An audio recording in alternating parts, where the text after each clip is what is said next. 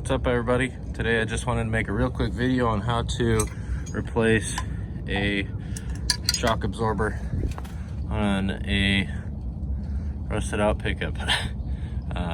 Should be pretty straightforward, but just wanted to be able to get the information out to you as far as what you need and what to look for when you get in here, just for a little confidence. So what you're gonna need on the bolt side, you're gonna need a 15 millimeter, and then on the nut side, it's like a locking nut, you'll need an 18.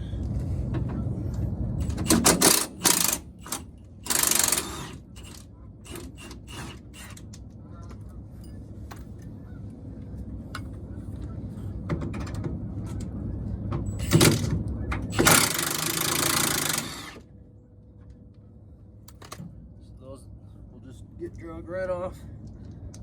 You could probably put new ones on, but mine didn't come with it, so I'm not going to.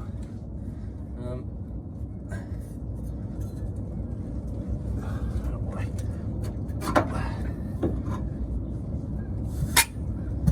It's probably easiest to take the bottom out first, but there it is. We'll get the next one put into place, and it's just going to compress this down. Get a little bit of time to work with it. Try to guide it up close to where you're going, while at the same time getting ready to push this in here. So the nut side on the bottom goes in this direction, and the opposite on the top, so that you can get to it with your impact like me. Easy as that. Put that, get your nut started again, and then don't overdo it, but do it.